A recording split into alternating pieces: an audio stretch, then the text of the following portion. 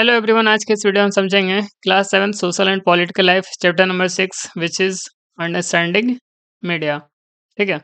तो यहाँ पे कुछ उसी से रिलेटेड कुछ फोटोग्राफ्स दिए गए हैं और फिर यहाँ पे चैप्टर के बारे में वही बात किया गया कि इस चैप्टर में हमें क्या कुछ पढ़ने को मिलेंगे, है ना। यहाँ पे क्या है कि everything ranging from the stall at the local fair to the programme that you see on TV can be called media.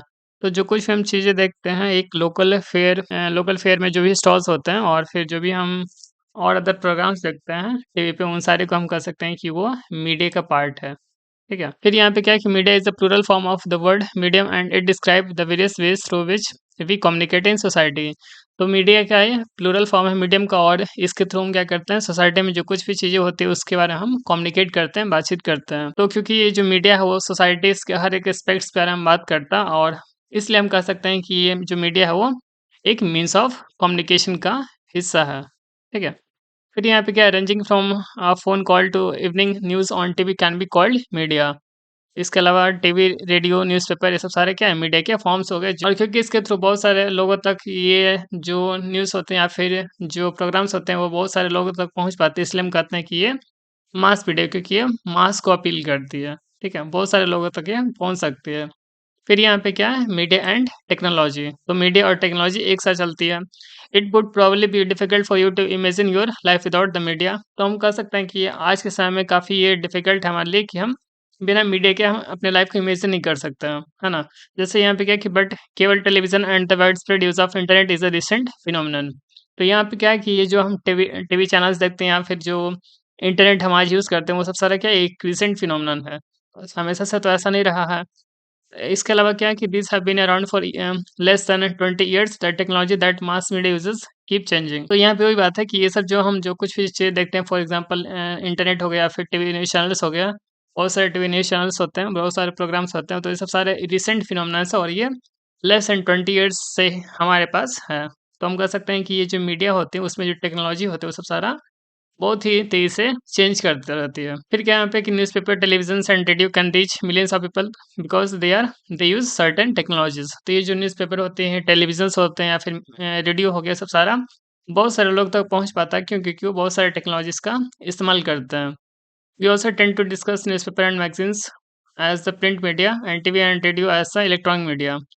इसके अलावा हम ये भी बात करते हैं कि ये जो न्यूज़पेपर हो गया, मैगज़ीन्स हो गए, वो सब सारा प्रिंट मीडिया के पार्ट हैं, और फिर जो टीवी और रेडियो हो गया वो सब सारा इलेक्ट्रॉनिक मीडिया के पार्ट हैं। Why do you think newspaper are called print media? तो ये जो न्यूज़पेपर होते हैं उसको प्रिंट मीडिया हम क्यों कहते हैं? As you read further you will find that the this naming is related to the different technologies that these media use. तो हम कहते हैं कि प्रिंट मीडिया इसलिए कहते हैं क्योंकि वो सब सारा वैसे ही टेक्नोलॉजी यूज़ करते हैं जो कि प्रिंट मीडिया पे काउंट होता है। The following photographs will give you a sense of way in which technology that mass media users has change over the years and continues to change. तो ये सब सारे फोटोग्राफ्स हैं जिसके थ्रू हम कह सकते हैं कि जो मीडिया सब सारे होते हैं वो सब सारा बहुत ही टेक्नोलॉजीज को यूज़ करते हैं और फिर वो काफ़ी कंटिन्यूसली वो चेंज होते रहते हैं। जैसे यहाँ पे प्रिंटिंग का पहली शीट का बारे में बात हुआ, an artist impressions of Gutenberg printing the first seat of Bible. ठीक है। यहाँ पे क्या है कि चेंजिंग टेक्नोलॉजी और machines and making technology more modern helps media to reach more people. तो यहाँ पे टेक्नोलॉजी को चेंज करके या फिर मशीन्स हो गया और जो कुछ भी और चीज़ें यूज़ कर रहे हो, टेक्नोलॉजी यूज़ कर रहे हैं, उसको और मॉडर्न बना करने से क्या होता है कि जो मीडिया होती है वो बहुत सारे लोग तक और पहुँच पाती है। इसके अलावा वहाँ पे जो साउंड क्वालिटी होती है वो भी काफ़ी इंप्रूव होती है, और जो इमेजेस होते हैं, जो एचडी में हम फोटोज देखते हैं, इमेजेस देखते हैं, वो भी सारा चीज़ें चेंज होती है, इंप्रूव होती है, जैसे जैसे वो और ज़्यादा मॉडर्न टेक्नोलॉजी का वो यूज़ करते हैं। But technology does more than this. तो ये जो टेक्नोलॉजी होती है वो इससे कहीं ज़्यादा काम करती है ना? It also changes the way in which we think about our lives. इसके अलावा वो हम जो भी हम चीज़ें सोचते हैं उसके बारे में वो हमारे पर्सपेक्टिव को वो चेंज करते हैं। जैसे कि यहाँ पे क्या है कि today it is quite difficult for us to think of our lives without television. Television has enabled us to think of ourselves as a member of a large global world. तो आज के समय में बिना टेलीविज़न्स के life मतलब कि feel करना या फिर कह सकते हैं सिर्फ़ सोचना बहुत ही मुश्किल होता है, और टेलीविज़न ही के कारण ही क्या है कि हम ग्लोबल वर्ल्ड पे जो कुछ भी चीज़ें चल रही होती है उसके बारे में हम और ज़्यादा सोच पाते हैं। ठीक है? Television images travel huge distances through satellites and cables. तो यहाँ पे जो कुछ भी टेलीविज़न इमेजेस होते हैं वो सब सारे बहुत ही ह्यूज डिस्टेंस ट्रैवल करते हैं। किसके थ्रू? तो सैटेलाइट्स और केबल के थ्रू। This allows us to view news and entertainment channels from other parts of the world. और यही सब सारा जो सैटेलाइट्स या फिर केबल्स होता है उसके थ्रू हम क्या करते हैं कि अलग-अलग न्यूज़ चैनल्स या फिर अलग-अलग एंटरटेनमेंट चैनल्स हम देख पाते हैं जो कि different part of the world से होते हैं, ठीक है? Most of the cartoons that you see on a television are mostly from Japan और द यूनाइटेड स्टेट्स। तो ज़्यादातर हम जो भी कार्टून्स या फिर जो भी हम चीज़ इस तरह की देख रहे होते हैं वो सब सारा जापान या फिर यूनाइटेड स्टेट्स का होता है जो कि यहाँ से काफ़ी दूरी पे है। बट स्टिल हम उन सारी चीज़ों को एक्सेस कर पाते हैं बिकॉज़ ऑफ दिस सैटेलाइट्स या फिर cables. We can now be sitting in Chennai or Jammu and can see images of a storm that has hit the coast of Florida in the United States. Television has brought the world closer to us.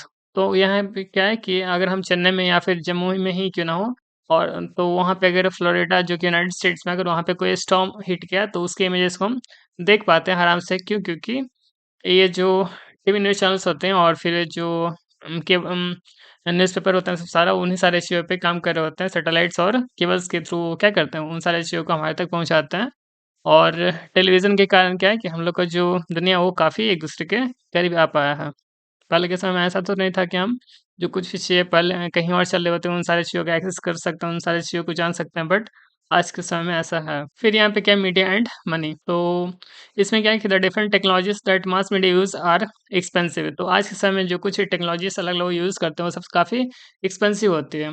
जैसे कि यहाँ पे एक TV studio की बात करें जिसमें कि न्यूज़पेपर जो न्यूज़ रीडर होते हैं वो बैठते हैं वहाँ पे, तो उसमें बहुत सारे कंपोनेंट्स होते हैं जैसे कि वहाँ पे लाइट हो गया, कैमरास हो गया, साउंड रिकॉर्डर्स हो गया, ट्रांसमिशन सैटेलाइट्स हो गया और ये सब सारे चीज़ों को मतलब कि सेटअप करने में काफ़ी पैसे की ज़रूरत पड़ती है। और in a news studio, it is not only the news reader who needs to be paid, but also a number of other people who help put the broadcast together. तो एक न्यूज़ स्टूडियो में सिर्फ वहाँ पे news reader ही नहीं होता जिसे कि पेमेंट करनी होती है, उनको सैलरी देनी होती है। इसके अलावा वहाँ पे बहुत सारे और लोग होते हैं जो उनको हेल्प करते हैं, जिस कारण से यहाँ पे हम इन सारी चीज़ों को एक्सेस कर पाते हैं, उसका ब्रॉडकास्टिंग हो पाता है। ठीक है? This includes those who look after the cameras and lights. तो ये कैसे हो पाता है? इसमें वो सब सारे लोग भी आ गए जो कि कैमरास या फिर लाइट्स को हैंडल करते हैं। Also as we did earlier the technologies that mass media use keeps changing and so a lot of money is spent on getting the latest technology. और हमने पहले ही देखा कि जो टेक्नोलॉजीज़ होती हैं वो काफ़ी उसको और अच्छा एक्सेसिबल बनाने के लिए और साउंड क्वालिटी इंप्रूव करने के लिए जो टेक्नोलॉजीज़ होती है वो काफ़ी तेज़ी से चेंज होती रहती है। तो इन सारे लेटेस्ट टेक्नोलॉजी को एक्सेस करने में भी काफ़ी पैसे की ज़रूरत होती है। Due to these costs, the mass media needs a great deal of money to do it work. As a result, more television channels and newspaper are part of big business houses. तो क्योंकि इनमें काफ़ी सारे पैसे की ज़रूरत होती है इसलिए जो मास मीडिया उनको काफ़ी सारे पैसे की ज़रूरत होती है ताकि वो अपना काम कर पाएँ। और इसी कारण से हम देखते हैं कि वहाँ पे बहुत सारे टीवी न्यूज़ चैनल्स होते हैं, न्यूज़पेपर होते हैं जो कि इस इन सारे पूरे बिग बिज़नेस हाउसेस का वो पार्ट होते हैं, हिस्सा होता है। ठीक है? अब यहाँ पे क्या है कि mass media is constantly thinking of ways to make money. तो मास मीडिया जो है क्योंकि उनको बहुत सारे पैसे की ज़रूरत होती है तो इस कारण से वो अलग-अलग तरीके अपनाते हैं, अलग-अलग तरीके के बारे में सोचते हैं जिससे कि वो पैसा अर्न कर पाएँ और इन सारी चीज़ों को वो आगे भी रन करा सकें। One way in which the mass media earns money is by advertising different things like cars, chocolates, clothes, mobile phones. तो एक तो तरीका वो अपनाते हैं कि वो इन सारे चैनल्स पे या फिर जो भी टीवी चैनल्स होते हैं, न्यूज़पेपर होते हैं, इन सारी चीज़ों में वो बहुत सारे प्रोडक्ट्स का एडवर्टाइज़मेंट करते हैं और उसके थ्रू वो पैसे कमाते हैं। फॉर एग्ज़ाम्पल कार हो गया, चॉकलेट हो गया, मोबाइल फ़ोन हो गया, क्लॉथ्स हो गए, इन सारे का वो एडवर्टाइज़मेंट करते हैं। है ना? फिर यहाँ पे क्या है कि while watching a cricket match on TV the same advertisement are shown repeatedly between each over and so you are often watching the same images over and over again. As you will read in the following chapter, advertisement are repeated in the hope that they will go out and buy what is advertised. है ना?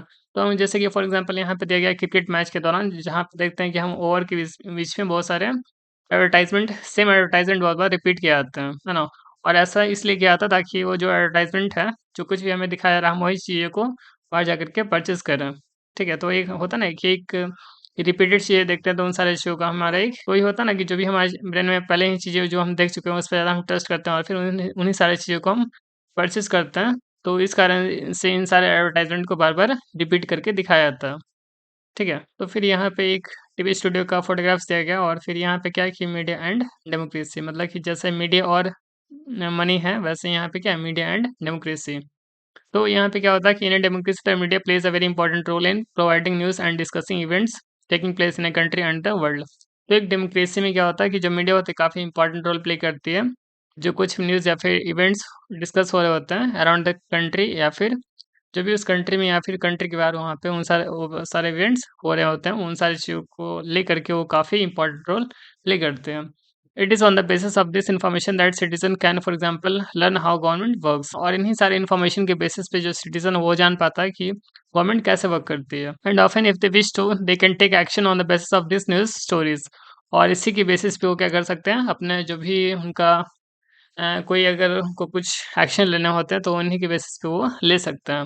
जैसे यहाँ पे क्या कि some of the ways in which they can do this is by writing letters to the concerned minister, organizing a public protest, starting a signature campaign, या फिर asking the government to rethink its program. तो इन्हीं सारे news के basis पे वो बहुत सारे एक्शंस ले सकते हैं।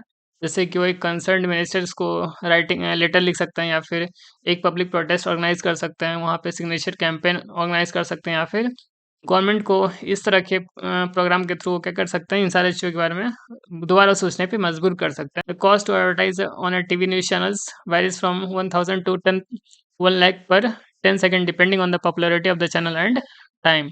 तो फिर यहाँ पे क्या है कि जो भी एडवर्टाइजमेंट किया जाता है टीवी चैनल्स पे, उसका जो मतलब कि वैल्यू होता है वो 1000 से लेकर के 1 लाख पर 10 सेकंड्स हो सकता है। तो डिपेंड करता है कि चैनल और टाइम का क्या कुछ पॉपुलैरिटी है, और फिर उसी के बेसिस पे पैसे चार्ज किए जाते हैं। फिर यहाँ पे क्या है, given the role that media plays in providing information, it is important that information be balanced. तो हम पहले ही देख चुके हैं कि ये जो मीडिया वो काफ़ी इंपॉर्टेंट रोल प्ले करती है किसी भी एक जो भी इवेंट्स हो रहे होते हैं अराउंड द ग्लोब, किसी कंट्री या फिर किसी कंट्री के बाहर। इसलिए ज़रूरी कि ये जो इन्फॉर्मेशन है वो एक बैलेंस्ड हो। तो फिर यहाँ पे एक दो न्यूज़पेपर है, एक है न्यूज़ ऑफ इंडिया रिपोर्ट और फिर दूसरा है इंडिया डेली रिपोर्ट। तो यहाँ पे सेम न्यूज़ है और फिर उसको अलग-अलग न्यूज़पेपर में वहाँ पे पब्लिश किया गया। तो फिर यहाँ पे देखते हैं, crackdown on polluting factories, protesters block roads and disturbed traffic. तो वही दूसरी जो न्यूज़पेपर है इंटर डेली रिपोर्ट, उसमें क्या हेडलाइंस है, closure of factories cause unrest, है ना। यहाँ पे क्या कि violent protest by owners and workers brought the city to a standstill today, people getting to work could not do so on time because of huge traffic jams।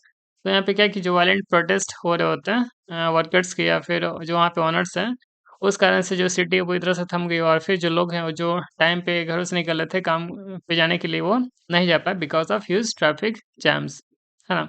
The owners and workers are protesting the government's decisions to close down polluting factories unit।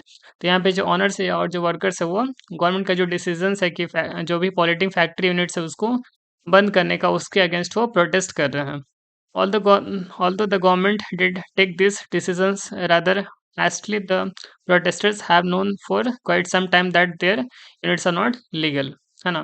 तो ये जो government है वो ये जो decisions वो काफ़ी तेज़ी से ली, काफ़ी जल्दी ली है, बट स्टिल प्रोटेस्टर्स को कहीं न कहीं पता था कि उनका जो यूनिट है, मतलब उनका जो फैक्ट्री वो एक इल्लीगल है और फिर उनको बंद करनी चाहिए। ठीक है? और फिर यहाँ पे क्या है कि moreover the level of pollution in the city will be greatly reduced by this closure. और ये न्यूज़पेपर का बेसिकली मानना है, ये ओपिनियन कह सकते हैं कि अगर ये सब सारे फैक्ट्री यूनिट्स अगर बंद हो गए जो कि काफ़ी पॉल्यूट करते हैं सिटी को, तो अगर ऐसा बंद किया था तो ये सब सारा जो सिटी में पॉल्यूशन देखने को मिलता है उसको रिड्यूस करने में काफ़ी हेल्प मिलेगा। Mister Jain, a well known figure in the city, said with our city gradually becoming India's new business hub, it is important that it be a clean and green city. तो वहाँ पे ये जो mister Jain है जो कि काफ़ी वेल नोन फिगर है सिटी में, वो कहते हैं कि हमारी जो सिटी वो काफ़ी एक इंडियाज़ न्यूज़ बिज़नेस हब बनने जा रहा है। तो इसलिए ज़रूरी है कि हमारी जो सिटी है वो क्लीन होना चाहिए और साथ ही ग्रीन होना चाहिए। फिर आगे यहाँ पे क्या कहा गया कि polluting factories should be moved. तो जो भी पॉल्यूटिंग फैक्ट्रीज उसे यहाँ से हटाया जाना चाहिए। The factory owners and workers should accept the relocation being offered by the government instead of protesting. और वो साथ ये भी कहते हैं कि जो फैक्ट्री ओनर्स है और फिर जो वर्कर्स हैं उनको गवर्नमेंट के इस प्रपोजल को एक्सेप्ट करना चाहिए, और जो यहाँ पे फैक्ट्रीज है उसको रिलोकेट करना चाहिए, है ना। तो यहाँ पे बेसिकली जो वहाँ पे प्रोटेस्टर्स हैं और जो ओनर्स है उसको क्रिटिसाइज़ किया गया और गवर्नमेंट को कहा गया कि ये गवर्नमेंट के द्वारा एक अच्छा स्टेप है ना? अब दूसरा न्यूज़पेपर देखते हैं इंडिया डेली रिपोर्ट का। यहाँ पे क्या है कि the closure of 1 lakh factories in the cities residential area is likely to become a serious issue, है ना? तो यहाँ पे कहा जा रहा है कि ये जो 1 लाख फैक्ट्रीज़ जो यहाँ पे बंद होने वाले हैं रेजिडेंशियल एरियाज़ में जो सेटअप है, वो एक काफ़ी एक सीरियस इश्यू हो सकता है। कैसे? तो यहाँ पे क्या है कि on Monday thousands of factory owners and workers took to the street to strongly protest this closure. वही बात कर रहे हैं कि मंडे को थाउजेंड्स ऑफ फैक्ट्री ओनर्स और फिर वर्कर्स जो होते हैं वो स्ट्रीट्स पे आते हैं और इसके अगेंस्ट वो प्रोटेस्ट करते हैं कि इसे क्यों क्लोज किया जा रहा है, इन सारे फैक्ट्रीज या फिर जो भी सब सारे जो भी फैक्ट्रीज है उसको क्यों क्लोज किया जा रहा है। They said that their livelihood would be lost. They said that the fault lies with the municipal corporation because it continued to issue license new factories to be set up in residential areas, है ना? तो उनका कहना है कि उनका जो livelihood है वो इससे खतरे में आ जाएगा और पूरी तरह से खत्म हो जाएगा। और वो कहते हैं कि ये जो फॉल्ट है वो म्युनिसिपल कॉर्पोरेशन का है, क्योंकि उन्होंने उन सारे नए फैक्ट्रीज को भी कंटिन्यू लाइसेंस देना कंटिन्यू रखा जो कि रेसिडेंशियल एरियाज में सेटअप किए जा रहे थे, है ना? तो मतलब उनके अकॉर्डिंग जो म्युनिसिपल कॉर्पोरेशन उनका फॉल्ट है। इसके अलावा यहाँ पे क्या है कि they also say that there were no adequate relocation efforts, वहाँ पे कोई रिलोकेशन एफर्ट्स नहीं किए गए थे। The owners and workers plan है one day city bandh to protest against this closures, और जो वहाँ पे ऑनर्स और जो वर्कर्स है वो एक एक दिन का सिटी बंद करने का, तो वहाँ पे वो जो ऑनर्स और जो वर्कर्स है वो एक दिन का सिटी बंद का प्लान बनाते हैं इसके अगेंस्ट में। जो यहाँ पे फैक्ट्री क्लोज करने की बात हो रही है उसके अगेंस्ट में वो एक प्रोटेस्ट ऑर्गेनाइज करते हैं।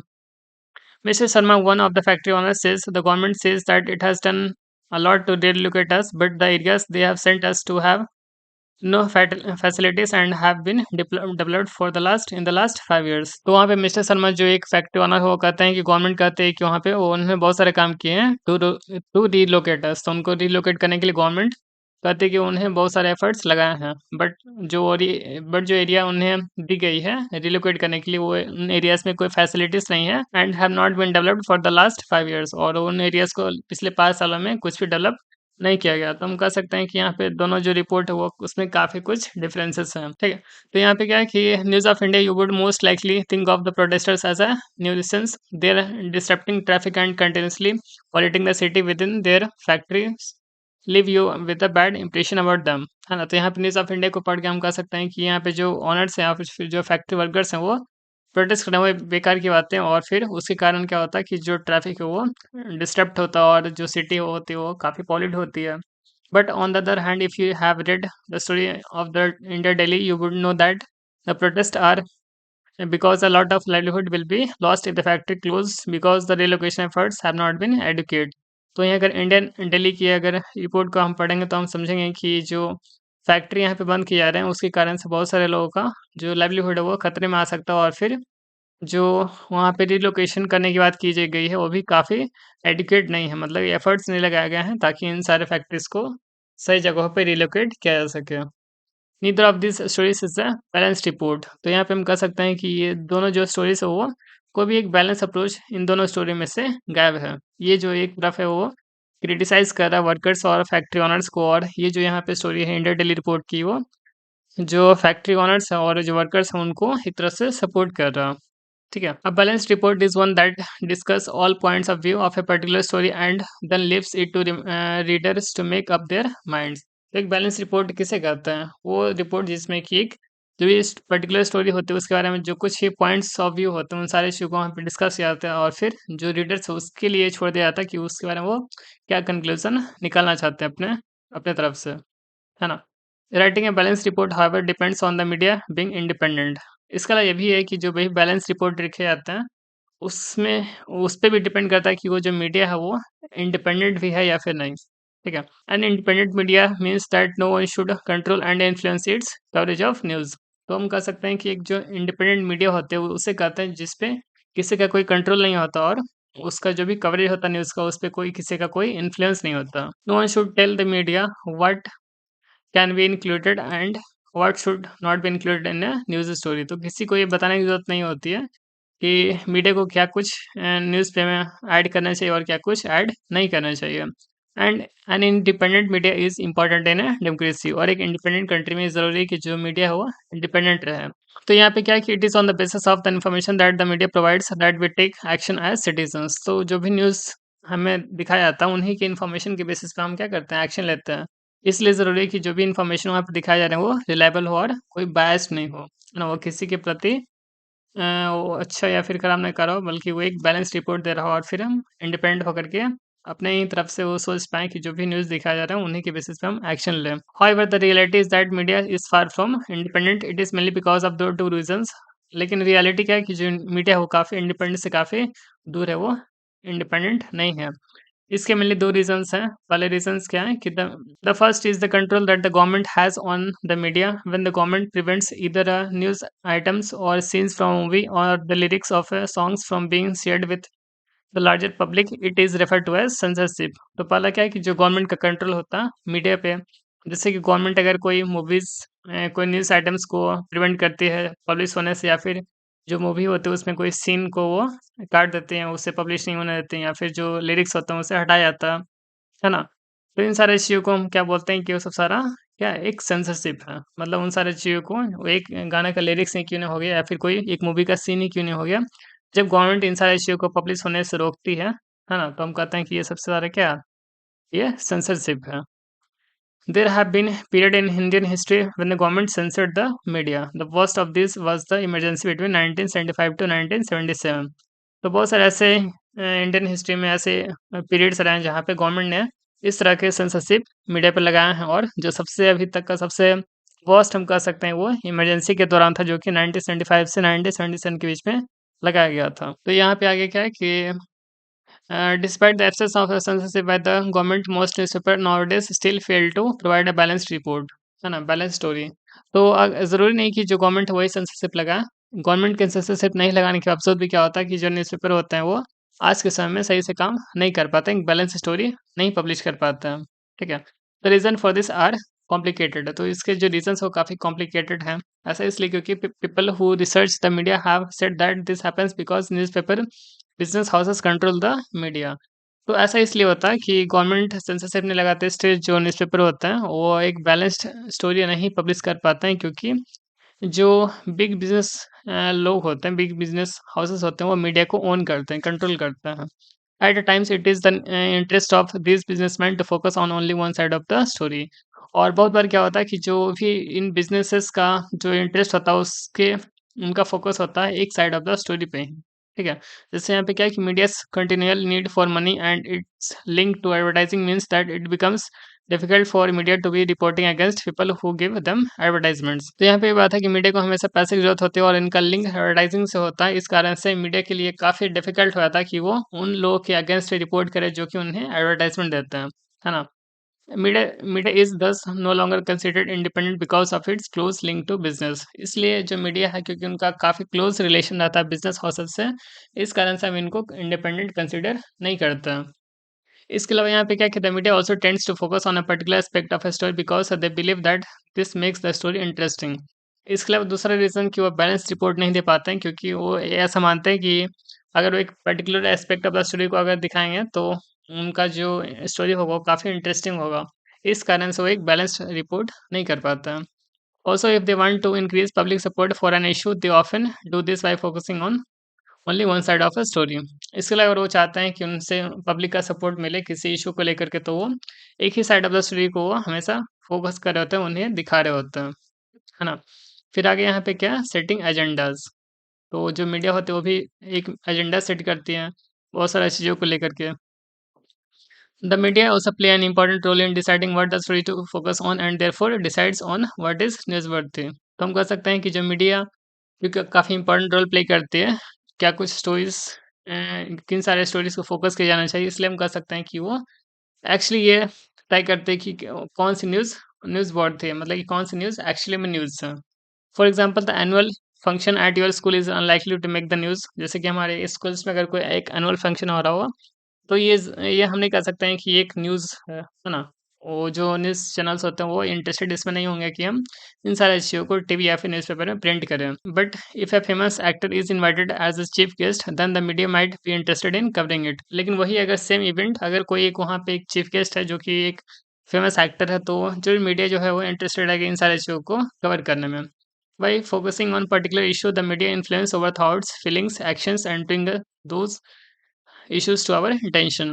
तो क्या होता है कि यहाँ पे जब वो पर्टिकुलर इश्यूज़ को वो फ़ोकस करते हैं, तो इससे जो मीडिया जो होते हैं हमारे थॉट्स, फीलिंग्स, एक्शंस को इन सारी चीज़ों पे हमारे अटेंशन से यहाँ पे ग्रैब होती है ना? उन सारी चीज़ों के बारे में हम सोचते हैं। Due to significant influence it place in our lives and in shaping our in thoughts, it is commonly said that media sets the agenda. तो क्योंकि इसका जो रोल होता है काफ़ी इंपॉर्टेंट होता है हमारी लाइफ्स में, और ये हमारे थॉट्स को भी एक तरह से शेप कर रहे होते हैं, है ना? तो हम कह सकते हैं कि जो मीडिया होती है वो एक एजेंडा सेट कर रही होते हैं। Very recently, the media drew our attentions to alarming levels of pesticides in cola drinks. They published reports that indicated the high levels of pesticides and thus made us aware of the need of regularly monitor these colas according to the international quality and safety standards. तो क्योंकि हमें इन सारी चीज़ों के बारे में जागरूक किया गया था, इसलिए हम लोग भी इस पे ध्यान दिए और फिर इन सारी चीज़ों में जो कुछ इंटरनेशनल क्वालिटी और फिर सेफ्टी स्टैंडर्ड्स होते हैं उसको लेकर के ध्यान रखने की बातें कही गई थी. They did this despite the government's resistance by boldly declaring that coolers were unsafe. In covering this story, the media positively helped us focus on an issue that affects our lives, and on that we might not even have been aware of it. It had not been for media reporting. ठीक है. तो यहाँ पे जब media इन सारी चीज़ों को publish की, इन सारी चीज़ों के बारे में रिपोर्ट पब्लिश की, तो हमें इन सारी चीज़ों के बारे में जानने को मिला, अवेयर होने को मौका मिला कि हम इन सारी चीज़ों का ख्याल रखें जब भी हम इन सारी चीज़ों को यूज़ करते हैं तब, ठीक है? इसके अलावा यहाँ पे क्या है कि there are several instances when the media fails to focus on issues that are significant in our lives. इसके अलावा बहुत बार ऐसे होते हैं, बहुत सारे ऐसे इंस्टांसेस होते हैं जहाँ पे मीडिया उन सारे इश्यू को फोकस करने से चूक जाते हैं जो कि हमारे लाइफ के लिए काफ़ी सिग्निफिकेंट होते हैं. For example, drinking water is the major problem in our country. Every year thousands of people suffer and die because they do not get safe drinking water. तो हमारी कंट्री में काफ़ी एक कॉमन प्रॉब्लम है drinking water को लेकर के, लेकिन इन सारी चीज़ों को लेकर के वहाँ पे कोई आर्टिकल या फिर न्यूज़ पब्लिश नहीं किए जाते हैं. और इस कारण से क्या होता है कि बहुत सारे लोग बहुत सारे डिजीज़ से सफ़र करते हैं और उनकी डेथ हो जाती है। However we seldom find the media discussing this issue. तो हम बहुत ही कम ही बार ऐसा देखते हैं कि ये जो मीडिया होती है वो इन सारी चीज़ों को लेकर के डिस्कस कर रही होती हैं. A well-known Indian journalist wrote of how the Fashion Week, in which clothes designers show their new creations, stories people formed the front page headlines of all the newspaper, while several slums were being demolished in Mumbai the very same week, and this was not even noticed. तो यहाँ पे क्या है कि well known एक जो Indian journalist है वो लिखते हैं कि कैसा रहा था फैशन वीक, जिसमें कि बहुत सारे क्लॉथ डिजाइनर्स को वहाँ पे शो किया गया था, अलग अलग वहाँ पे क्रिएशंस किए गए थे ड्रेस डिजाइनिंग में. बट और ये सब सारा चीज़ क्या होता फ्रंट पेज पे इन सारी चीज़ों को पब्लिश किया था. बट उससे सेम डे को क्या होता मुंबई में एक स्लम्स को डिमोलिश किया था, लेकिन इसको पब्लिश करना था तो उसे नोटिस भी नहीं किया जाता. ठीक है. As citizen of a democracy, the media has a very important role to play in our lifes because it is through the media that we hear about issues related to the working of the government. तो फिर वही है कि जो media होती है काफ़ी important role play करती है हमारे लिए, क्योंकि वही जो मीडिया होती है वो बहुत सारे इश्यूज जो कि गवर्नमेंट से रिलेटेड होते हैं वो उन सारे पे मतलब कि न्यूज़ पब्लिश करते हैं, तो ये हमारे लिए जानना काफ़ी ज़रूरी होता है. The media decides what to focus on and in this way it sets the agenda. तो ये मीडिया जो होती है वो डिसाइड करते हैं कि किन सारी चीज़ों पे फोकस किया जाना चाहिए और इस तरह से वो एक एजेंडा सेट करती है. The government at times prevent the media from publishing a story and this is called censorship. तो गवर्नमेंट भी कभी कभी क्या होता है कि कोई जो न्यूज़ स्टोरी होती है उसको पब्लिश करने से रोकते हैं और इन सारी इशू को क्या बोलते हैं, सेंसरशिप बोलते हैं. Nowadays, media's close relationship with business often means that a balanced report is difficult to come by. और क्योंकि आज के समय में जो मीडियाज़ का रिलेशन जो होता है वो बिजनेसमैन से होता है, इसलिए हम कह सकते हैं कि जो एक बैलेंस रिपोर्ट होता है उससे पब्लिश होना काफ़ी एक मुश्किल टास्क है. Given this, it is important for us to be aware that the factual information that a news reporter provides is often not complete and can be one sided. इसलिए आज के समय इन सारी चीज़ों के पे अवेयरनेस होनी चाहिए कि जो भी इन्फॉर्मेशन जो भी फैक्चुअल इन्फॉर्मेशन न्यूज़ रिपोर्ट में पब्लिश की गई है वो एक वन साइडेड हो सकती है, ज़रूरी नहीं कि वो पूरी तरह से कंप्लीट ही हो. We therefore need to analyze the news by asking the following question. Is what is the information I am learning from this report? तो इस रिपोर्ट से हमें क्या कुछ इन्फॉर्मेशन सीखने को मिल रही है. फिर दूसरा हो गया what information is not being provided. तो कौन सी इन्फॉर्मेशन हमें प्रोवाइड नहीं की जा रही है. फिर यहाँ पे क्या है कि from whose point of view is the article being written. तो किसके पॉइंट से आर्टिकल लिखी गई और फिर whose point of view is being left out and why. और फिर किसके पॉइंट ऑफ व्यू से जो ये न्यूज़ है उसके पॉइंट ऑफ व्यू से ये न्यूज़ रिपोर्ट नहीं लिखी गई और क्यों नहीं लिखी गई है. ठीक है. यहाँ पे क्या है कि सोशल एडवर्टाइजिंग, इसमें क्या है कि social advertisements refers to advertisement made by the government और provide private agencies that have a larger message for society. तो सोशल एडवर्टाइजमेंट उन सारे एडवर्टाइजमेंट को करते हैं जो कि गवर्नमेंट के द्वारा या फिर कोई प्राइवेट एजेंसीज के द्वारा किए जाते हैं for a larger message for society. Society एक लार्जर मैसेज पहुंचाने के लिए इस तरह के एडवर्टाइजमेंट किए जाते हैं. The following is a social advertisement regarding crossing of manned unmanned level crossing. तो यहाँ पे जो मैन्ड या फिर जो अनमैन्ड लेवल क्रॉसिंग होते हैं उसके बारे में एक सोशल एडवर्टाइजमेंट दी गई है। At railway level crossings alertness is the key to safety. तो एक जो लेवल क्रॉसिंग होते हैं रेलवे लेवल क्रॉसिंग उसमें अलर्टनेस ही सबसे की होता है सेफ्टी के लिए। तो यहाँ पे वही बात किया गया है कि स्लो डाउन योर व्हीकल। जो इस तरह के जब लेवल क्रॉसिंग आता है तो स्लो डाउन हो जाना चाहिए, अपने व्हीकल को रोक देना चाहिए, दोनों साइड देखनी चाहिए कि कोई ट्रेन तो अप्रोच नहीं कर रही, और फिर जो भी वहाँ पे साउंड होते हैं, हॉर्न होते हैं, उन सारे इश्यू को सुनना चाहिए, तब आकर आगे बढ़ना चाहिए। ठीक है? So that's all from this chapter understanding media, और चलिए जल्द मिलते हैं किसी नेक्स्ट वीडियो में। Thank you.